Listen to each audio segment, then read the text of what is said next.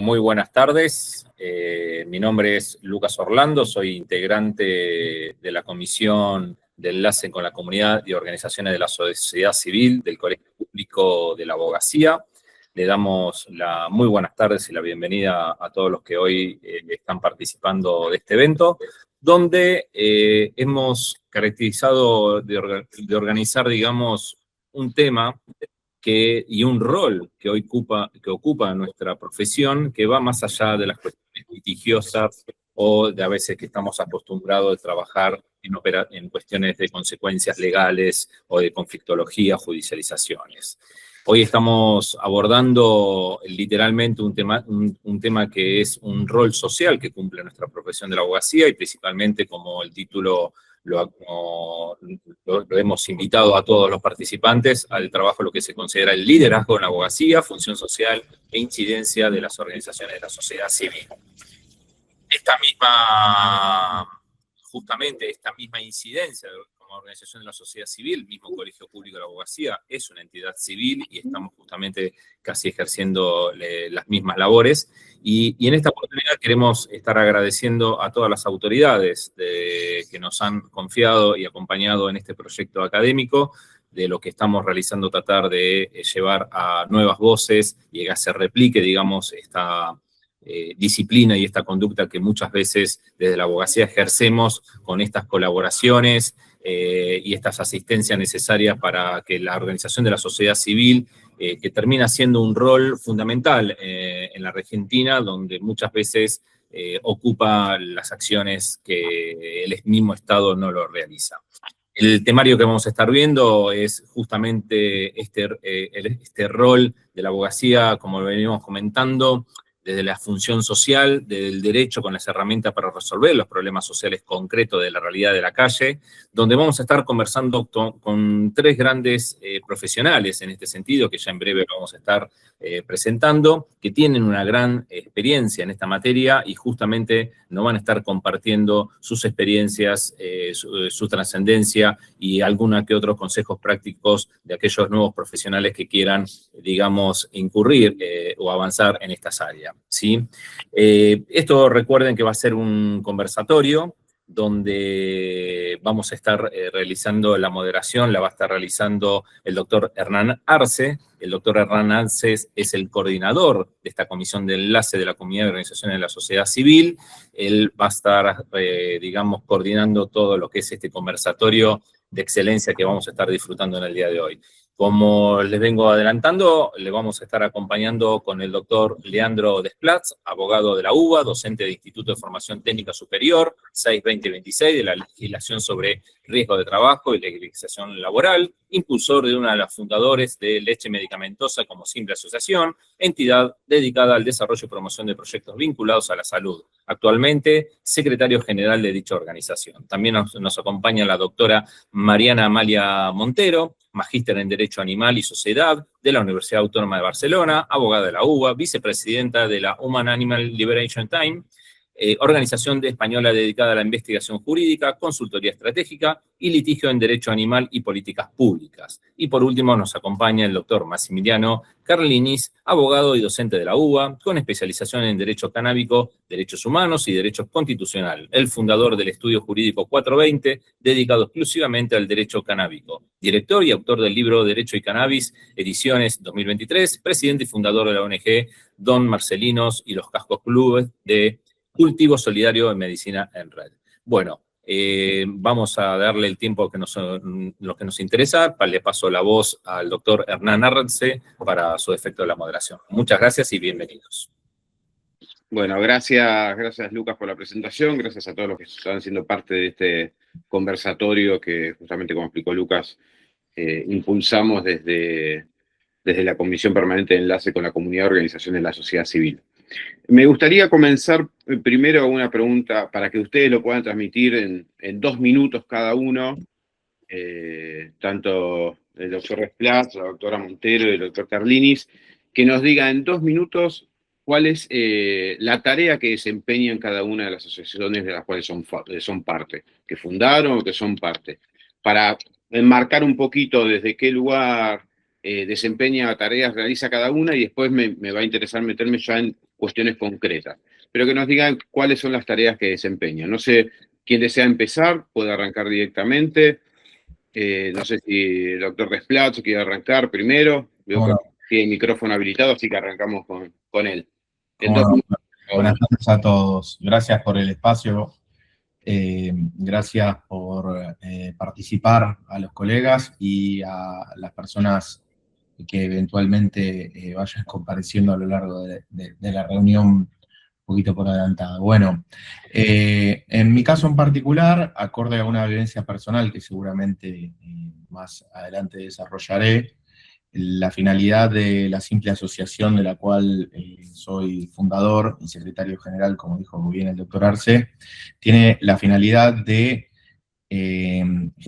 concientización, información y acompañamiento por los canales administrativos a las familias que se encuentren en una situación compleja con respecto al acceso especialmente de lo que son las leches medicamentosas y toda la problemática que se aborda jurídicamente, pero sobre todo en lo que tiene que ver un poco el día a día de la parte administrativa de las obras sociales, prepagas, e incluso el propio Estado a través del Ministerio de Salud de la Nación o el Ministerio de Salud local que corresponda, ¿no? La asociación, como digo, es acompañar y eventualmente referir, ordenándole un poquito el caminito a cada familia, qué es lo que tiene que hacer para que no desista, ¿no? O para que eventualmente la burocracia que tiene que transitar lamentablemente, vamos a decir de alguna forma, que tenga el caminito armado como para saber, digamos, cómo puede acceder a la leche medicamentosa y, como todo, última ratio, por vía de excepción, eventualmente que las familias puedan acceder con algún colega, en el último caso, a la vía judicial, en caso de que corresponda, pero reitero, de forma excepcional, ¿no? Bien. Doctora Montero. Sí, desde Holt, como en rol de vicepresidenta, la verdad que en España arrancamos haciendo investigación jurídica, más bien desde el lado del voluntariado, altruismo, a nivel desinteresado, y estuvimos elaborando informes jurídicos, redacción de amicus curiae, y lo que buscamos es llegar a que el movimiento del derecho animal se expanda, ¿no? Y ahora, con base en Buenos Aires, nosotros lo que estamos haciendo es enfocar la intersección entre el derecho animal, derechos humanos y políticas públicas con estrategias jurídicas de impacto. Eso básicamente, después desarrollaré un poco más. Bien. Doctor Carlinis. ¿Qué tal? Buenas tardes a todos. Gracias por la invitación y gracias por el conversatorio y por la gente que está interesada en escucharnos. Nosotros lo que hacemos básicamente, me gusta citar nuestro estatuto, que aparte es el fundamento de la ley de cannabis medicinal, que es eliminar barreras para el acceso oportuno al cannabis por parte de la población. Eso fue lo que nos motivó en primera instancia a fundar Don Marcelino y los Cocos, que es la primera ONG que ha sido dada de alta en el ReproCan para asistir a pacientes vinculados con la ONG. Pero lo que queríamos hacer, algo de lo que dijo el doctor Desplatz, o que mencionó una palabra muy importante para nosotros, que es el acceso. Es el derecho al acceso, a eliminar barreras que el Estado suele imponer para que la gente acceda a algún derecho. Casi siempre por vía reglamentaria, y por eso tenemos que acudir al derecho administrativo primero, y después, en todo caso, al derecho judicial o netamente jurídico de los tribunales, y hacer litigio estratégico, que es algo de lo que mencionó Mariano, de lo que va a explicar después, que nos obligó un poco a hacerlo, siguiendo las pistas que nos daba el Estado. Pero en resumidas cuentas, para la presentación, es eliminar barreras para el acceso al cannabis para quien lo necesite. Bien. Bueno, seguramente ustedes había algo propio en el cual nacía quizás involucrarse en estas temáticas específicamente. Entonces me gustaría ver que podamos conocer cuál fue el problema concreto, si es que lo hubo, o un conjunto de situaciones, quizás personales o quizás de algún conocido, allegado, que los llevó a involucrarse en una organización social o crear esa organización social y no quedarse solamente, como quizás a veces sucede, en el ejercicio tradicional del derecho, o sea, solamente a través de ejercicio privado, sino decidir juntarse, armar esta asociación y demás. ¿Cuál fue, si tienen algún caso concreto para contar que quizás fue el empujón a que puedan constituir o formar parte de estas asociaciones? Si queremos, podemos respetar así ese orden. Arranca Desplat, Montero y después Carlinis, y ya es más fácil también el orden. Fantástico. Bueno, en mi caso personal, como para orientarlos en fecha, en agosto del año 2021 nace mi hijo, o sea, estamos hablando en un contexto todavía de pandemia y de una gestación en pandemia también, con toda la incertidumbre y ansiedad que ello generaba, en el marco de nuestra profesión incluso también, ¿no? En esos tiempos. Y la realidad es que, bueno, no hay peor abogado que uno en causa propia en este caso, ¿no? Uno opera con cierta, vamos a decir, intensidad con respecto a determinados asuntos, para usar una palabra elegante. Pero la realidad es que, bueno, mi historia arranca a mediados de agosto de 2021, el 3 de agosto del 2021 nace mi hijo, mi mujer, por una patología que sufre, no podía básicamente amamantar, ¿sí? A mi bebé, a los 15 días de nacido, muy pequeño, le diagnostican en este caso un trastorno digestivo funcional, luego, bueno, resultó que era APLB, alergia a la proteína leche de vaca, y me topé con una situación donde estaba básicamente entendiendo que iba a tener la cobertura de la única vía de alimentación, que era una leche medicamentosa, justamente, que, bueno, tenía un costo económico muy elevado, y luego de haber hecho una proeza para conseguir un turno con un gastroenterólogo infantil especializado es el caso de una prepaga el mío, me topo, bueno, con que no había reintegro porque no había reconocimiento, lógicamente invocando una desclasificación arbitraria. En mi caso me decían que no era una leche medicamentosa, cosa que igual está mal porque si no fuese medicamentosa, por otra ley me la deberían de haber cubierto igual, pero no deviene acá tal vez el bagaje técnico, que justamente la causal, o sea, la propia, habiendo litigado obviamente y obteniendo un resultado favorable, una medida cautelar de por medio y una definitiva, es que en esa transición encontré un montón de gente que tenía una terrible desinformación con respecto a lo que es regulación de leches en general. Por sí, vamos a decir que tenemos dos leyes con un solo reglamento que regula las dos, o sea, hay una cuestión de pésima técnica legislativa. Digo, esta es una opinión personal, en donde yo les diría que la situación jurídica de cada niño hoy es acorde a la patología y acorde al tipo de burocracia con el que se topa administrativamente por parte de la prepaga, la obra social o el ministerio. Es allí, una vez que transité la causa propia de esta forma tan particular que le refiero, que entendí que era un problema sistémico y que empecé a tomar mucho conocimiento de que este era un problema, digamos, que no era específicamente mío, y que me interesaba tratar de, vamos a decir, adecuar toda esta cuestión burocrática tan particular, entender, como dijo muy bien el doctor Carlinis, cómo es el caminito incluso administrativo dentro de cada jurisdicción, con cada prepaga, con cada obra social, con cada ministerio local, y de esa forma, de alguna manera, como le decía, ¿no? Armar cierto planito de caminito que la persona que viene gratuitamente a la asociación a consultar su caso particular sepa a dónde tiene que ir a golpear la puerta, ¿no? Bien. Doctora Montero. Sí, les cuento, personalmente a mí lo que me motivó fue la defensa de los animales, que son probablemente los seres sintientes más vulnerables y con menor protección jurídica dentro de nuestro sistema, y para mí ese fue mi punto de partida.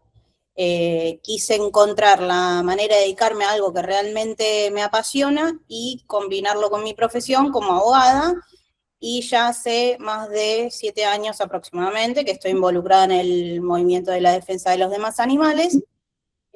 Bueno, me formé y me especialicé en derecho animal, tenía claro que quería involucrarme en una organización que trabajara por la protección de los demás animales.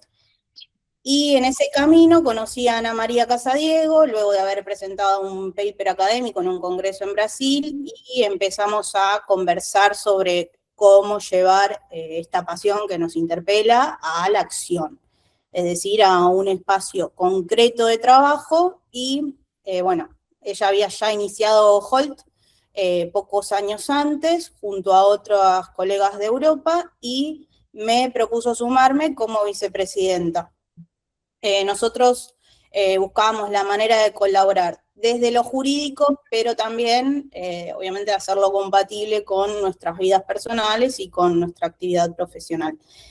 Y en mi caso, lo que me llevó a involucrarme en el derecho animal y involucrarme en Holt es la convicción de que el derecho tradicional muchas veces llega tarde a muchos conflictos sociales. La evolución de las sociedades, obviamente, y el trabajo de las organizaciones sociales permiten impulsar o incluso crear el derecho que todavía no existe.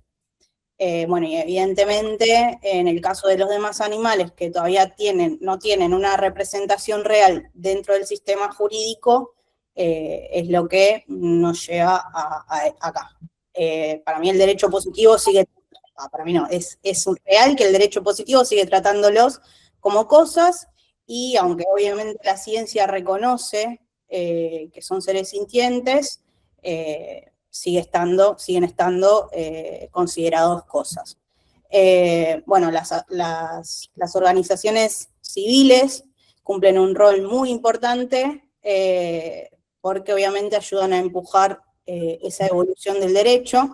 Y bueno, en ese sentido, el trabajo de una ONG, pienso que implica no solamente actuar dentro de los canales tradicionales del derecho, sino también salir a buscar nuevas oportunidades de conexión entre el derecho, otros profesionales, la ética, o incluso hoy en día la tecnología, como es la inteligencia artificial. Bien, gracias, Doc. Carlinis. Sí, quizás lo que en el 2017, cuando se votó por unanimidad la ley de cannabis medicinal, la 27350, festejamos todos, los que éramos activistas o los que teníamos algún tipo de relación con la planta de cannabis, que lo veníamos haciendo en la clandestinidad. Celebramos un poco porque el Congreso finalmente había reconocido el acceso, que aunque más no sea medicinal, era un avance. Pero ¿qué pasó? Establecieron un mecanismo muy burocrático en ANMAT para poder traer el aceite Charlotte, que fue el primero que venía acá por un caso en Estados Unidos muy famoso, y la realidad es que se trababa el trámite y las familias igual no podían acceder al aceite. Entonces empezamos con amparos ante la justicia. Acá tuvimos que de alguna manera recurrir a la vieja usanza y a litigar en los tribunales, ganamos, pero con la reglamentación del ReproCan en el año 2021, del registro del programa Cannabis, nos dio alguna pauta. Como recién decía Mariana, tenemos que a veces hacer derecho creativo y buscar por dónde meternos dentro de la reglamentación o de la norma, ¿sí? A veces el Estado nos deja pistas, a veces no, y lo que nosotros vimos era, primero, que desde el punto de vista jurídico o desde el punto de vista del rol del abogado de la profesión, estábamos limitados a la parte judicial. Como no teníamos otra incidencia fuera de hacer juicios contra el Estado. Entonces dijimos, ¿cómo hacemos para favorecer el establecimiento de políticas públicas, ir a discutir con los poderes fácticos qué es lo que cuestiones regulatorias? Por eso nació Don Marcelino y los Cocos. Necesitábamos un elemento, una figura que nos dejara discutir con los poderes públicos de otra manera, que no fuera solo el litigio, ¿sí? Que terminábamos cayendo en un poder, pero nos faltaban los otros dos. Yo creo que eso fue lo que nos motivó, haber visto una pequeña grieta que me permito disentir, pero dicen que encontramos alguna grieta en la reglamentación del ReproCan, y nosotros lo único que hicimos fue una asociación civil que lo que hace es dispensar cannabis utilizando el ReproCan. Así que yo creo que la motivación fue esa, y también poder mezclar yo no sé, esto es personal, ¿no? Pero digo, mezclar las dos pasiones que tenía y que no podía, me aburría un poco el ejercicio profesional habitual, ¿sí? Y Hernán lo sabe porque yo fui asesor de Hernán cuando fue legislador de la Ciudad Autónoma de Buenos Aires, y con Leandro trabajamos también juntos en el tema cannabis y en el tema amparos a lo largo y ancho de todo el país. Pero yo creo que la motivación era que me había aburrido un poco el ejercicio profesional normal o habitual, y entonces quería mezclarlo con algo que me generara pasión o voluntad para hacerlo, para todos los días levantarme. Y entonces la función social, como uno se siente un poco, no sé, como un Robin Hood, digamos, esto me generó motivación para mezclar las dos pasiones. Por eso escribimos el libro Cannabis, una cuestión de derechos. Alguna vez alguien me dijo que tenés la pretensión de crear una rama autónoma del derecho, y ni mucho menos, era simplemente poner en evidencia una problemática que había en la sociedad y una realidad que había que se ve que a los poderes públicos todavía les cuesta reconocer. Que no tiene que ver simplemente con el acceso al cannabis medicinal estrictamente, sino el acceso al cannabis terapéutico, que es muchísimo más que la definición simplemente de lo estrictamente medicinal. Eso fue la motivación. Bien. Nosotros le pusimos el nombre de la charla el liderazgo de la abogacía, porque notábamos que efectivamente la experiencia, en el caso de ustedes, pero en general de los abogados que participan en organizaciones, el abogado no solo asesora, sino toma decisiones estratégicas. Entonces me interesa preguntarles una a cada uno en particular, si lo pueden contestar en menos de 4 minutos, así podemos cumplir con los plazos del tiempo de la charla. En el caso del doctor Desplatz, vos fuiste uno de los fundadores de la simple asociación. ¿Qué decisiones jurídicas fueron claves al inicio? Quiero decir, el estatuto, la personería, cuestiones de las relaciones con las obras sociales, y también cuál es el estado, las prepagas, y cuál es el estado de situación actual que nos puedes contar, porque quizás no es lo mismo 2021 ahora, o sea, ¿cuál es el estado de situación actual? Fantástico. Bueno, la primera decisión fue, lógicamente, elegir la figura jurídica, ¿no? La figura que se le iba a dar a la asociación. En mi caso en particular, para poder operar de forma expedita, lo hice a través de lo que quiero tildar como una estructura más liviana, no liviana en cuanto a su peso jurídico, sino liviana en cuanto tal vez a que tiene algún paso menos, como la inscripción en el IGJ, que es voluntaria, que es la simple asociación, ¿sí? Sin perjuicio de ello, obviamente que lo hice, y obviamente que me he inscrito en cual registro puede existir a los efectos incluso de lograr ser una ONG como tal.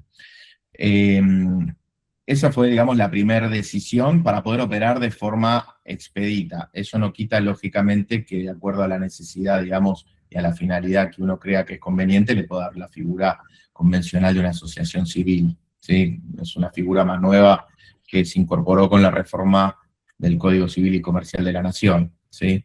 Pero reitero, cumplimos igualmente la inscripción, por más que sea voluntaria como tal, y la verdad que, sin perjuicio de ello, hablando bien de la Inspección General de Justicia, fue bastante expedito en este sentido, ¿sí? Cuando ellos toman conocimiento de que, digamos, la simple asociación, digamos, tiene una determinada finalidad social y uno lo manifiesta, por suerte logra la inscripción de una forma muy rápida, ¿sí?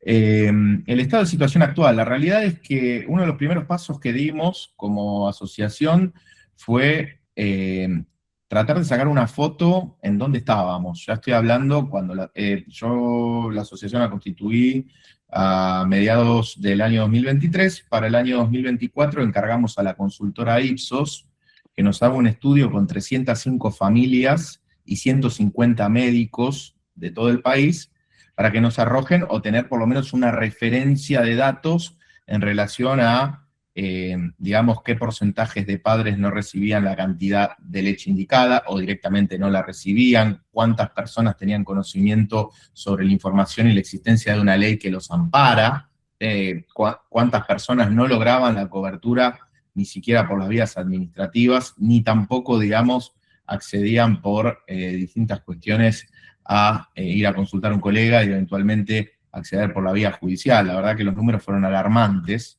El 42% de los padres no recibía la cantidad de leches indicadas por su médico.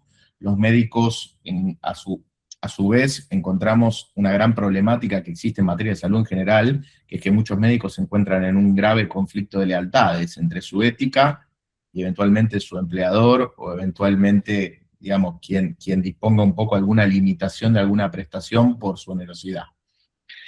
Por otra parte, más de la mitad de los padres en aquel momento, 57%, no tenían ni la más mínima idea de que la ley amparaba la cobertura de leches maternizadas y medicamentosas. Refiero a las medicamentosas porque obviamente son más onerosas que las maternizadas, que son las fórmulas que uno se encuentra, digamos, de venta libre en cualquier supermercado, incluso ni siquiera una farmacia. Y también, de esta forma, establecer cuáles eran las maniobras, vamos a decir, más habituales, como dije anteriormente, de las obras sociales y las prepagas, en este caso, para poder fundamentar esa limitación en la cantidad, que en la realidad quiero aclarar, que en el dogmatismo legal no existe, es meramente arbitrario y vamos a decir, una interpretación completamente leonina. La ley es muy clara en cuanto al derecho y a las cantidades que les asiste. Después podemos entrar en otro tipo, como dije, discusiones sobre la técnica legislativa y demás. Pero la buena noticia hoy en día es que ese número ha mejorado, 7 de cada 10 personas han logrado judicializar su caso, o sea, ha aumentado, si bien aclaro, no es la vía ideal, no es la idónea. Se supone que el juicio, que es algo también que yo veo que pasa en muchísimos procesos en la Argentina, sobre todo en personas que se encuentran en un rango etario de vulnerabilidad, parecería como que tienen que tener asumido tener que litigar. Digo, una persona de tercera edad parece que tiene que tener por asumido litigar contra el ANSES por su pensión, por su jubilación, contra la prepaga por el aumento, por la prestación. El juicio es la vía de excepción, ¿me explico? No puede ser que no lo podamos solucionar, digamos, de forma administrativa, porque todos sabemos también, o de acuerdo a este relevamiento, está muy en claro que a través de la burocracia se desalienta mucho la acción judicial, que ese es otro problema que tienen los abogados, ya que muchas personas ni siquiera, después de haber transitado 3, 4 meses de burocracia, incluso habiendo abierto un expediente en la superintendencia de Servicios de Salud, que también, lamentablemente, porque está, me imagino, abarrotada de casos de prestaciones, no da abasto y tarda meses en resolver. La persona, cuando tiene que llegar a ver al colega para poder resolver su problema, está completamente desgastada, desde lo personal y desde lo económico. Bueno, traté de ser breve, disculpe. Está perfecto, Doc. Doctora Montero, en tu caso no fuiste la fundadora de la organización, pero cumplís un rol técnico y directivo clave y sos la vicepresidenta de la misma. Y hay una particularidad también de la actividad que desarrollan desde la organización, que es un movimiento social, que a mi entender al menos, un movimiento social que nace mucho del activismo. Entonces un poquito saber qué aporta el saber jurídico a este tipo de organizaciones, y también cómo incide un abogado desde adentro de esa organización, quizás sin ser la cara visible directamente de la organización, porque quizás la presidenta es la que más aparece. ¿Cuál es el rol que está teniendo el abogado, en tu caso, en tu situación como siendo vicepresidenta? Sí, mira, como nosotros, el Holt empezó en España, y desde que, bueno, yo también estuve en España, desde que me mudé a Buenos Aires, mi rol cambió, bueno, fue plasmeándose en el tiempo, pero en mi opinión, sí, muchas organizaciones sociales, en la cara visible suele ser el activista, sobre todo en el derecho animal. Hay distintas ramas, como el veganismo, el vegetarianismo, pero todas convergen en salvaguardar la vida de los animales y la defensa de los mismos. Pero, sin embargo, el trabajo jurídico que hay detrás es lo que permite que esta causa tenga un impacto real y sostenible en el tiempo. Si bien, bueno, el rol del abogado muchas veces consiste en eso, en estructurar el impulso inicial, que es, por ejemplo, traducir demandas sociales en herramientas jurídicas concretas, diseñar estrategias legales, evaluar riesgos institucionales y construir esos marcos normativos que permitan que ese movimiento pueda avanzar.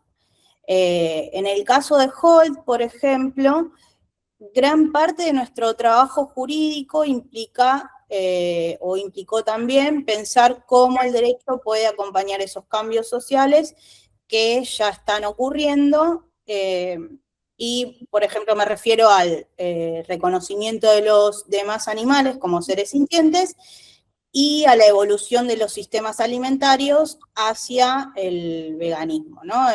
Que es el sistema alimentario más ético dentro de este movimiento que estamos emergiendo. O incluso también el impacto de nuevas tecnologías como es la inteligencia artificial que pueden tener, incidir en relación con los demás animales.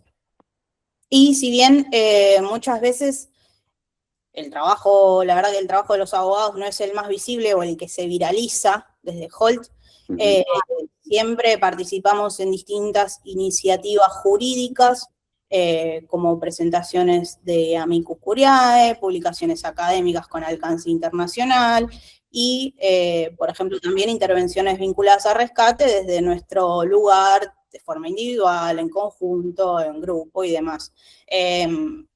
Nosotros siempre estamos tratando de ampliar nuestro aporte lo más posible, ya sea en la educación, en estos espacios, en el ámbito académico, pero siempre sosteniendo una idea central que es trabajar principalmente desde el activismo jurídico para los demás animales. Esa idea siempre está clara. Los que somos activistas y, bueno, abogados y demás activistas, tenemos clara que esa es la idea principal. Y algo que solemos decir entre colegas es que muchos movimientos sociales que comienzan desde la emoción, de una indignación moral, ¿no? Muy fuerte frente a, o sea, empieza por ahí y, no sé, después sigue la causa porque se impregna en el movimiento social y eso hace que se pueda llegar más lejos. El rol del abogado es eso, tomar esa energía y convertirla en una estrategia jurídica efectiva y lo que buscamos es justamente eso, ¿no? Traducir ese movimiento social en herramientas legales concretas. Y hay una idea que para mí resume bastante bien este proceso y es que, lo dicho, los movimientos sociales muchas veces nacen desde la emoción o la indignación moral y el rol del abogado es eso, transformar esa energía en una estrategia jurídica capaz de generar cambios reales. En este caso, siempre los protagonistas son los demás animales. Y muchas veces el desafío no es convencer a la sociedad de que los animales importan, que la sociedad últimamente ya está más avanzada que la parte legal, y sino que es lograr eso, que el sistema jurídico tenga herramientas para protegerlos. Bien. Carlinis, la cuestión canábica en Argentina, en muchos lugares está atravesado tanto por la regulación penal y sanitaria. Entonces, me interesaría preguntarle por algunas cuestiones que usted mencionó, que vos mencionaste, ¿no? Nunca hablo de usted, que vos mencionaste sobre la actividad que realizaban, es cómo fueron construyendo legitimidad jurídica frente al Estado. Entiendo que no solamente fue la sanción de la ley y cambió enteramente, sino que fue un proceso. Entonces, ¿cómo se fue construyendo esa legitimidad jurídica? ¿Cuál es el estado de situación actual? Entiendo que no está en una misma situación. ¿Y cuánto del trabajo en las actividades que desarrollan con la asociación es litigio y también cuánto termina siendo hasta inclusive negociación política? Yo creo que la mayoría fue negociación política. En este sentido, cuando el litigio se acabó, digamos, y cuando ya la posibilidad... ¿Nosotros qué hicimos? Hicimos una asociación civil, una ONG, de acuerdo a lo que nos dejaba el Estado. Quiero suscribir a lo que dijo Leandro, la nuestra también es una figura jurídica que se llama simple asociación, que fue incorporada en el Código Civil y Comercial en la unificación en el 2015 y que tiene una particularidad, y es que es de mucha más sencilla constitución, porque es persona jurídica a partir del momento del acto constitutivo. ¿Por qué fue incorporada? Justamente por eso, porque a lo mejor el trámite de una asociación civil en IGJ o en DPJ o en cualquier registro de personas jurídicas tardaba mucho, y en el caso de cannabis otra particularidad, siempre era observado por esto que mencionaste, que siempre estuvo ligado a la ley penal. Lamentablemente, que nosotros queremos erradicar o entenderlo distinto, sacarlo del listado de sustancias que hoy se encuentra, pero la realidad es que utilizamos esa figura jurídica estratégicamente por eso, porque no pasábamos objeciones tontas en los registros de personas jurídicas que iban desde, no sé, la palabra club en el nombre hasta, no sé, porque resultaba ofensivo, o no sé, o daba recreativo, hablaban de un cannabis recreativo si le decíamos club. Hay un tipo de prejuicio todavía con que la medicina le haga bien a la persona y se recree. Estamos acostumbrados a ver a los enfermos de determinada manera, y entonces genera algún tipo todavía de prejuicio que les haga bien el cannabis. Entonces todavía luchamos contra esos prejuicios. Por eso es que necesitábamos la política, porque necesitamos hablar, y por eso el activismo, necesitamos contarle a la gente.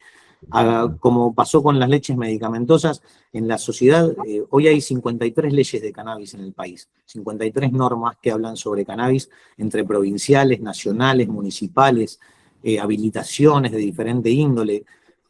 La realidad es que hay un conflicto normativo, una colisión normativa entre un montón de normas y un poder del Estado que dice quiero ir para adelante en una cuestión, y otro poder del Estado que es el judicial, que todavía no termina de comprender bien de qué va esto, o no se quiere jugar o no se quiere comprometer. El litigio estratégico nos permitió, por ejemplo, conocer en qué jurisdicción hay algunos jueces que dicen que sí, que la vía del amparo es la correcta para el cannabis, y en otras jurisdicciones arbitrariamente dicen que no es la vía para el cannabis. Nos permitió conocer eso, qué es lo que piensan, qué es lo que conocen. En algunos procesos penales han mandado a embolsar las plantas una vez secuestradas, con una falta de conocimiento abismal.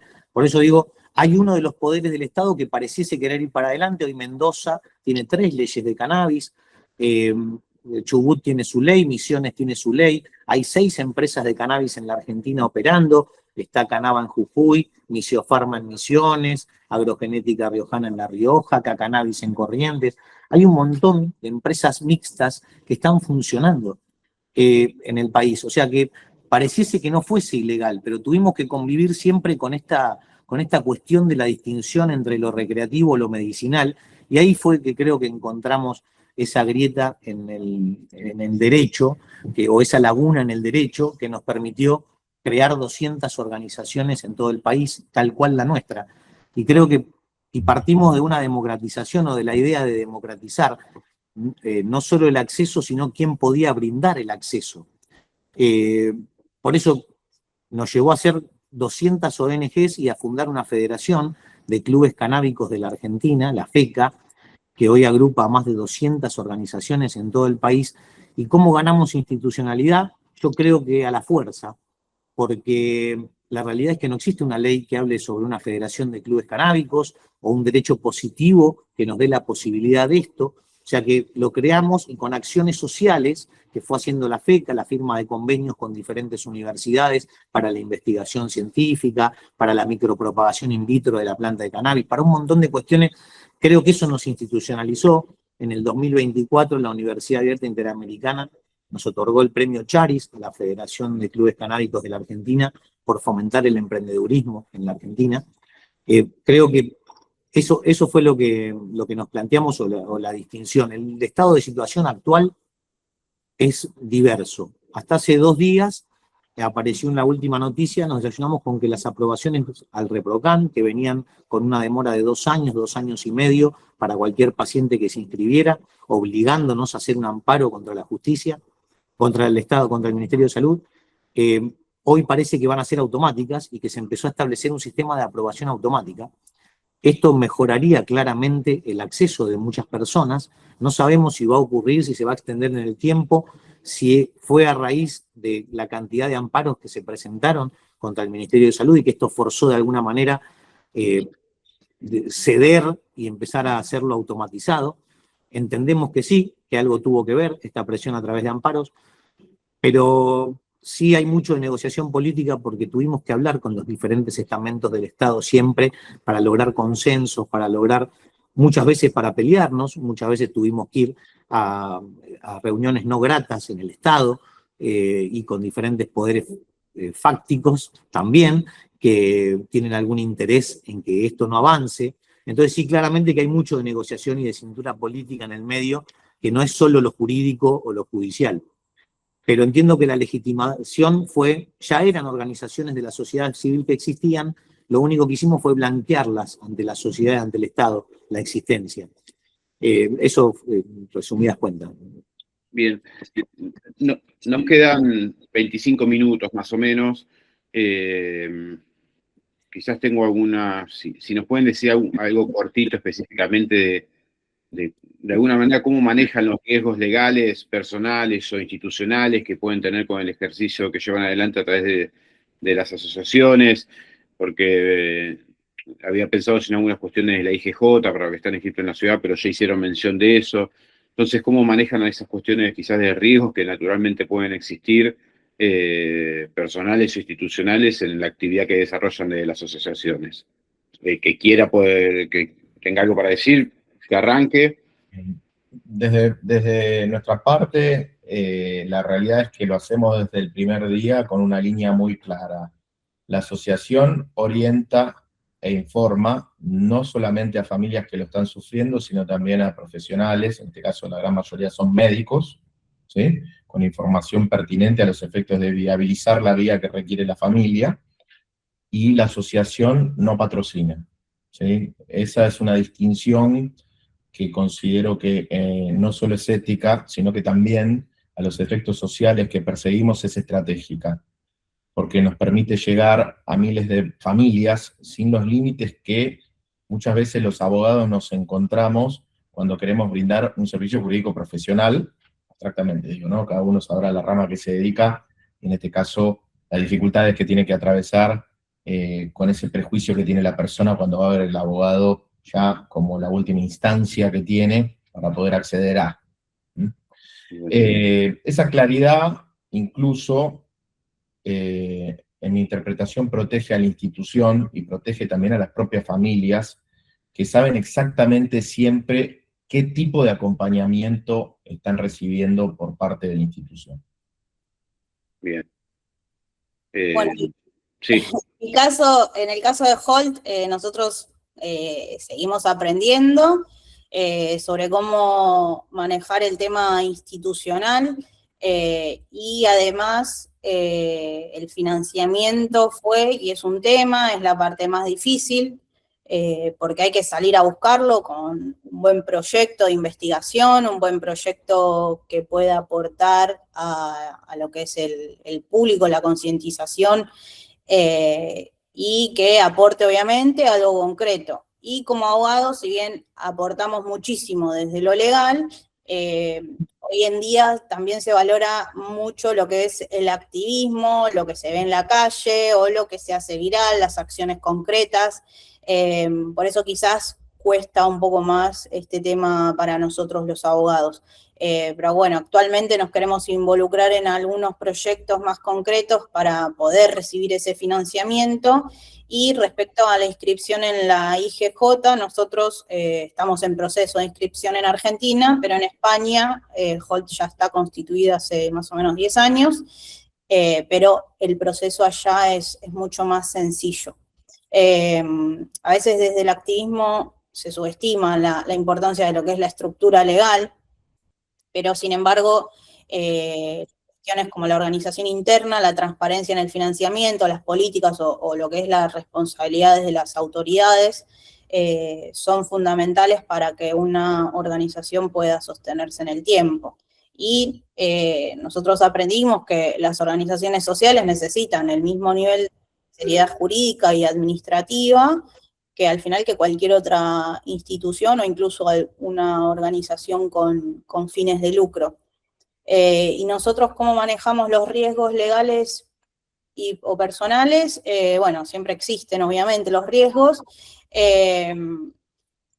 Cuando se trabajan en este tipo de temas, de alguna manera, que desafiamos estructuras existentes, porque obviamente estamos innovando, buscando el huequito por donde, como decían los colegas, por eso, bueno, obviamente el rol jurídico dentro de una organización también implica eso, evaluar esos riesgos.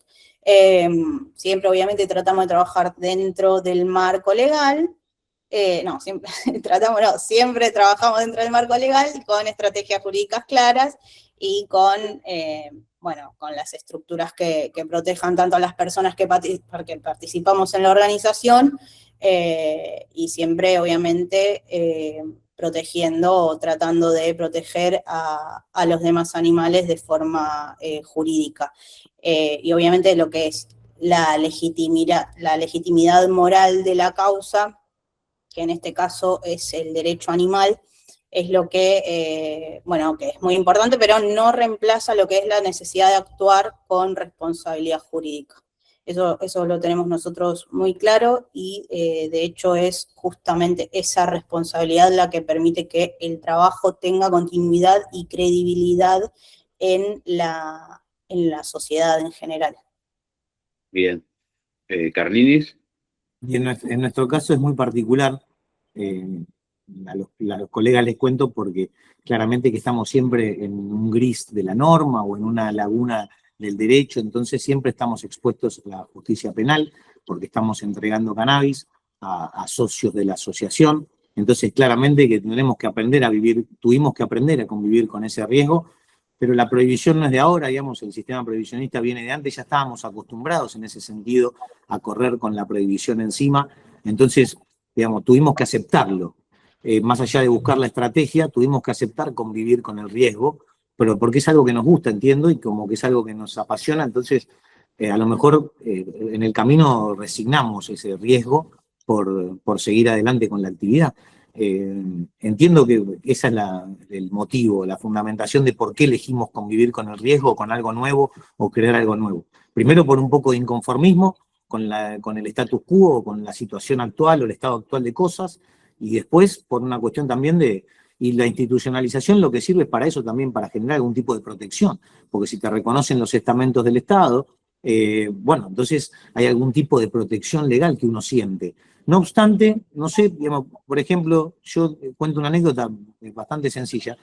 Yo tengo la ONG habilitada por el Ministerio de Salud de la Nación, don Marcelino y los Cocos, y tengo 23 pacientes aprobados, ¿sí? 23 pacientes vinculados a los que les suministro cannabis.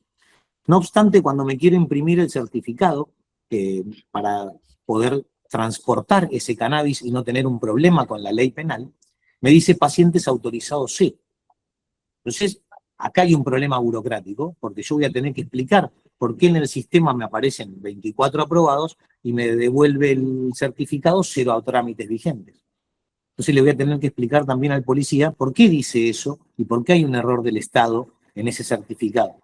Bueno, ese tipo de incompatibilidades o de inconvenientes son con los que solemos vivir constantemente, sobre todo en el tema del cannabis, porque no hay un instructivo, no nos dieron un instructivo de cómo debíamos funcionar, ¿sí? Nos dijeron, bueno, están dados de alta y hagan lo que ustedes quieran, atiendan al socio en el horario que quieran, y se puede llevar el cannabis, empezamos a preguntar, ¿se puede transportar?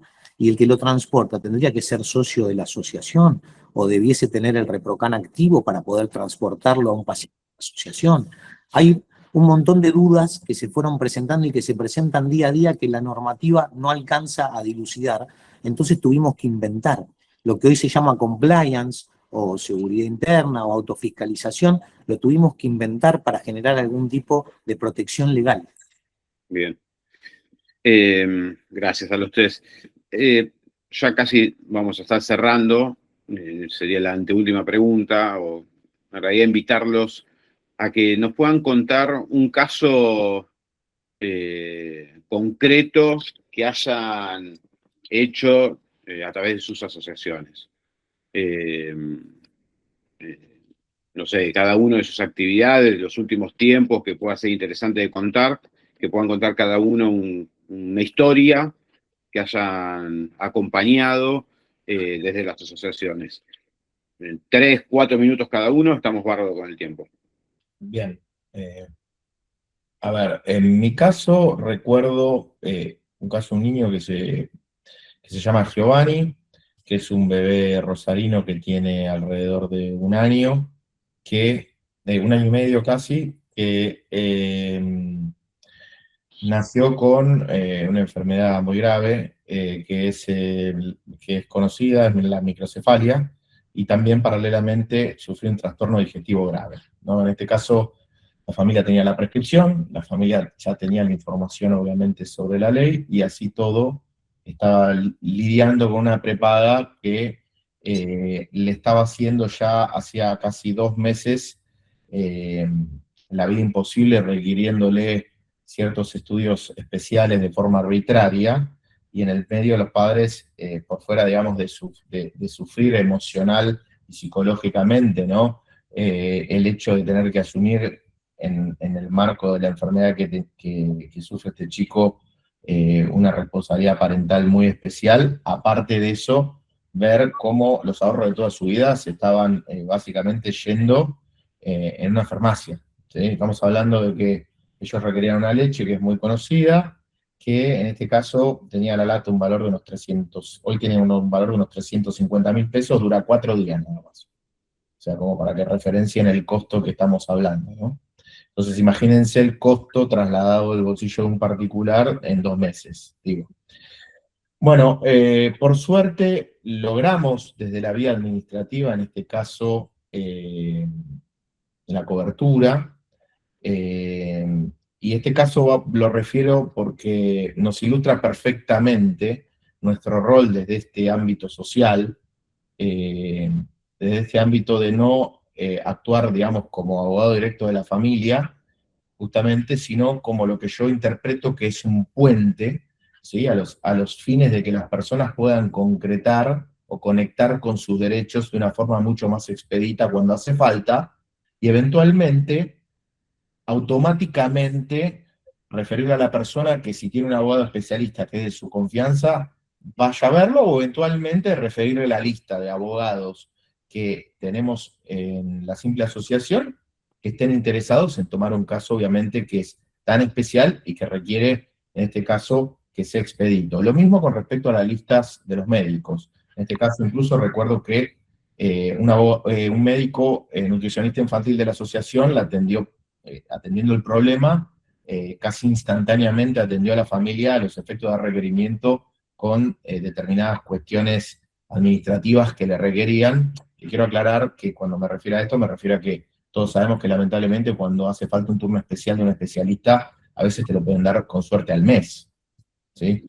Y hay necesidades como la alimentación, en este caso, alimentación medicinal, que es una necesidad inmediata, es una necesidad del día a día, no puede esperar, digamos, a la cartilla de, o estar condicionado a la cartilla de, y en todo caso, cuando no logramos tener éxito a través de la información, la concientización, los médicos que se han adherido, en este caso a la simple asociación, decir, bueno, ya le recomendamos que vaya mañana urgente a consultar a un profesional y vaya a una medida cautelar hasta lograr eventualmente la sentencia definitiva con una cobertura efectiva, ¿sí? Porque esta es la forma de hacer, o esta es mi interpretación, que es la forma de lograr que una medida cautelar no devenga abstracta, no devenga, me refiero con respecto a el plazo en el que se otorga el peligro en la demora, porque también ahí hay otro mundo con respecto al código de procedimiento que tenga cada juez de cada jurisdicción federal del país. Pero acá en mi caso, como abogado, lo que yo quiero es que las familias no se rindan, sobre todo, ¿sí? Mi idea con la asociación es que sea un puente a los que más lo necesitan para no rendirse, que lamentablemente es un patrón mucho más frecuente, nosotros los abogados lo tenemos muy claro. Las personas esquivan emocional y económicamente al litigio, ¿sí? La idea es justamente desarticular todos esos cucos sociales que existen, tanto para el acceso a la salud como para el acceso a la justicia. Bien, gracias. Bueno, explico brevemente un caso o dos. Nosotros venimos colaborando hace ya varios años con distintas causas y en distintos países también. Y uno de esos casos fue Seandai, un orangután que vive en el zoológico Windsor en Chile. En este caso fuimos partícipes junto con Fundación Justicia Interespecie de Chile, que se presentó una acción de habeas corpus a su favor, y para los animales esto es jurídicamente muy innovador, porque obviamente el habeas corpus es una herramienta histórica del derecho destinada a proteger la libertad personal frente a detenciones ilegales, y en Chile fue el primer amparo que se presentaba en favor de un animal. En este caso el planteo buscaba que el tribunal analizara si la privación de la libertad de un gran simio podía ser discutida judicialmente, y se intentó aplicar una lógica similar a la que vivimos también acá en Argentina, en los casos de Sandra y Cecilia en el año 2015, 2017, donde también se discutió judicialmente la situación de ellas, pero con casos de éxito, que fue acá en Argentina.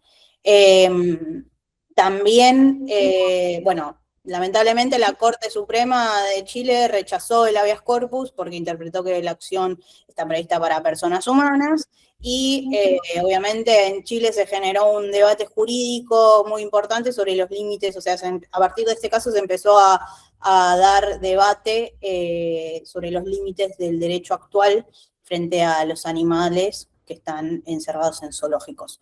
Y yo quiero mencionar también otro caso interesante que fue el de Coco, un mono carayá acá en Argentina, que había quedado discapacitado como consecuencia de haber sido criado en una vivienda particular en el barrio Belgrano, quizás recuerden, que de la investigación que se hizo, surgió que era alimentado con golosinas y lo mantenían encerrado en un placar. Y en este caso, nuestro compañero Antonio Danquín se presentó como querella y, participamos también mediante la presentación de Amicus Curiae con el objetivo de reforzar la necesidad de la protección jurídica de Coco y visibilizar la gravedad del maltrato. Lamentablemente, Coco, pudo vivir una vida más o menos normal un par de años, pero lamentablemente falleció a raíz de la discapacidad que le produjo haber estado encerrado y maltratado durante tanto tiempo. Y tengo también varios casos más, pero estamos cortos de tiempo, imagino. Gracias, Doc. No, a mí me cuesta elegir un caso entre los tantos que he visto, pero voy a elegir dos para ilustrar dos magnitudes distintas del acceso al cannabis. Primero lo tenemos a Hernán, que es un paciente de acá del club que sufre de esclerosis múltiple, y en este caso la que tiene él es de deterioro ya irreversible, y estuvo 1 año y medio sin ser aprobado por el ReproCan, sin ser dado de alta, con intención de que nosotros le dispensemos cannabis. Y claramente que no nos importó que no estuviese dado de alta en el ReproCan, e igual le dispensamos cannabis. Entonces, ese es un caso muy particular, porque yo no voy a someter a una persona si yo vengo a eliminar barreras, no voy a favorecer una barrera estadual para que esta persona no tenga acceso, aún a riesgo de la ley penal, que viene de colación de la respuesta anterior. Sí, a veces elegimos el riesgo de la ley penal para favorecer el acceso de un montón de personas. Y después un docente universitario de más de 70 años de la Universidad de Buenos Aires, que vino a hacerse socio de la asociación porque necesitaba cannabis, porque tenía dificultad para conciliar el sueño. Y esto puede parecer una nimiedad, pero no lo es. Y la persona, cuando le pregunté qué iba a retirar o qué quería que le dispensemos, me dijo que no, que nada, que simplemente el hecho de estar anotado y saber que podía tener acceso seguro al cannabis, ya a él le favorecía bajar 10 cambios la ansiedad. Entonces podía dormir mejor, comer mejor, por el simple hecho de saber que podía venir a la asociación. Ahí hay dos magnitudes que ilustran diferentes usos y diferentes casos de acceso al cannabis, que por eso digo, siempre nos parece más encomiable o llega más o nos genera más ternura a alguien con una enfermedad más gravosa o más empatía a una enfermedad más gravosa, pero hay algunos casos que terapéuticamente ayudamos de la misma manera. Bien, gracias, Doc. Por último, como cierre, algo que me interesaría que puedan transmitir a raíz de sus experiencias en estas organizaciones es qué le dirían a una abogada o abogado Nobel, un Nobel abogado, abogada joven, que quizás quiere involucrarse en una organización social y no sabe por dónde empezar, o quizás tiene un llamado, quizás por un activismo, y no sabe por dónde empezar. Para cerrar, ¿qué le recomendarían? ¿Qué consejo le darían? A ver, yo le diría que no piense que somos abogados resentidos que por un problema personal hemos salido a defender derechos y armar instituciones primero, ¿no? Le diría que el derecho me parece que tiene una nueva vida en cuanto a que encontramos la forma de ejercerla de forma clásica, o sea, una dentro de los expedientes, en tribunales, y otra fuera. Y otra fuera que puede ser igual o más significante, en cuanto a que afuera encontramos la realidad de miles de personas, en mi caso de miles de familias, que se encuentran con unos derechos escritos desde el punto de vista dogmático, más allá de la crítica legislativa o no, que nadie les cumple. ¿Sí? Que nadie les cumple no porque la ley sea mala, sino, como siempre, porque nadie eventualmente, o ni siquiera el Estado en este caso, hace información pública de la existencia de las mismas, o nadie las acompañó para hacérsela valer. La gente no presume que tiene un derecho en este sentido, ¿no? Si bien el derecho sabemos que se presume, o sea, en ese aspecto conocido, la realidad es que no siempre es así, por el contrario, diría que casi nunca es así, en general es difuso el conocimiento que hay, ¿no? A mí me pasaba que yo en redes, en ese momento que, por ejemplo, en mi caso particular buscaba, veía que todo el mundo va o sea, por fuera de la ley va con estos shades, no, pero si vas con la receta del doctor Pirulo, ahí sí te lo van a aprobar, ¿no? Como estas ideas que se generaban medio como un mito, ¿no? Por decir otro diciéndole lo contrario abajo, ¿no? Mucha desinformación. Y en este caso, yo creo que para organizarse siendo un abogado que quiere tener cierto activismo social o que quiere tener otra vida, ni siquiera es que requiere una estructura enorme, ¿sí? Ni un financiamiento tampoco, por lo menos de base. Requiere en realidad saber o entender a mi saber o entender personal, conocer el problema, conocer cuál sería la herramienta, en este caso clínica o jurídica, que le puede resolver a una persona un conflicto de base, que es no saber, digamos, para dónde o cómo ir, ¿no? Tener la voluntad de poner este conocimiento al servicio de otros en cuanto a esa facilitación, ¿sí? Y sobre todo, me parece muy importante en mi caso, conocer los límites, ¿sí? Conocer los límites de esa actuación que tiene que ver con una finalidad social, ¿sí? Saber cuándo el rol es informar, cuándo el rol que uno asume es orientar, ¿sí? Y cuándo eventualmente se lo deriva a un médico, se lo deriva a un abogado, se lo deriva a un profesional, en este caso, que pueda abordar su caso particular.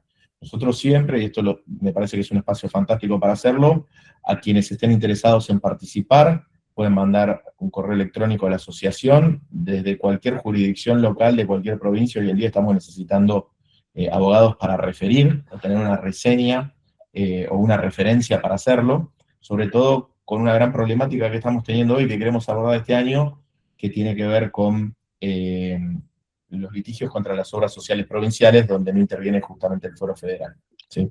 Hace falta la matrícula local. Bueno, en este caso yo empecé solo de mi propia historia, creo que cada uno debe tener o pudo haber transitado alguna situación así, que haga que eventualmente como abogado quiera tomar otra posición o quiera desde el lado que le toque, abordar una herramienta de organización social con responsabilidad y con ética. Es lo único que puedo decir, y les agradezco mucho a todos este espacio que nos dieron en esta nueva abogacía, como le digo yo un poco. Gracias, Doc. A Bueno, ustedes. tienen 3 minutos máximo más cada uno. Bueno, brevemente, nosotros desde Holt siempre estamos, obviamente, principalmente ayudar a los demás animales, ya sea de forma individual o a través de la organización. Principalmente la motivación nuestra es esa, encontrar la ayuda, o sea, ayudar a los demás animales. Y como en cualquier camino, a veces aparecen momentos de desmotivación, pero el objetivo está claro, la pasión es la causa, o sea, por esta causa es la que nos lleva a sostener en el tiempo el activismo, y lo que le diría también a un abogado o abogada es que, bueno, sí, obviamente que se involucre, que encuentre su espacio, y que tampoco espere que esté todo resuelto para empezar, simplemente es encontrar la motivación, lo que le apasiona y involucrarse. A veces pensamos que para involucrarnos necesitamos estar o tener una gran estructura o un proyecto perfecto, pero en realidad es iniciar, comenzar con personas que simplemente deciden comprometerse con la causa y, bueno, y el derecho en este caso es una herramienta muy poderosa para construir estos cambios sociales. Y bueno, probablemente los derechos de los animales hoy estén atravesando el mismo momento histórico que atravesaron muchos otros derechos que hoy nos parecen básicos, nos está sucediendo con el derecho animal. Simplemente eso. Gracias, Doc. Bueno, no soy muy bueno para los consejos, pero si tendría que aconsejarles algo a los que están, es que se animen y que si tienen algún tipo de motivación con algún tema en particular, le den para adelante. Yo siempre fui medio punk, así que les aconsejo que vayan en contra del status quo, que hagan lío, como dijo alguna vez el Papa Francisco. Eso es lo que les aconsejo, digamos, que utilicen las herramientas que les dio la universidad y que les da también el colegio público a través de este tipo de cosas para embarcarse en lo que quieran hacer, digamos, que no tengan miedo, o que no tengan miedo, que atraviesen ese miedo y que se larguen. Nosotros, si quieren mandar mail también, estamos dispuestos a darle una mano a cualquier colega que quiera iniciarse en la temática, tanto nuestra como otras, así que ese es mi único consejo, que le den para adelante siempre. Bueno, la verdad es que me encantó poder tener esta charla con 3 experiencias distintas. Cuando en la comisión discutíamos de hacer una propuesta al colegio para realizar una actividad de estas características, una búsqueda que teníamos era que no sea una temática específica, sino para poder escuchar historias, que claramente es una organización civil, pero con temáticas distintas. Algo que cruza claramente es la búsqueda de defender derechos. Si tenemos que buscar un hilo conductor en lo que fue esta charla, es justamente esa búsqueda de defender derechos. Y entonces les quiero agradecer tanto al doctor Desplatz, a la doctora Montero, al doctor Carlinis por haber aceptado la invitación, por ser parte de este conversatorio. Gracias, como dije, por participar. Gracias por defender derechos. Estas experiencias que ustedes contaron, en donde participan en esas asociaciones, además otros colegas también, junto a ustedes, muestran, y da una búsqueda que teníamos, que la abogacía no es solo una profesión técnica, sino que claramente es una herramienta de organización social y de defender derechos. Entonces, desde el Colegio Público de la Abogacía de la Capital Federal y desde la Comisión de Enlace, Permanente de Enlace con la Comunidad de Organizaciones de la Sociedad Civil, con esta conversación lo que intentamos es mostrar y de alguna manera también acompañar ese camino.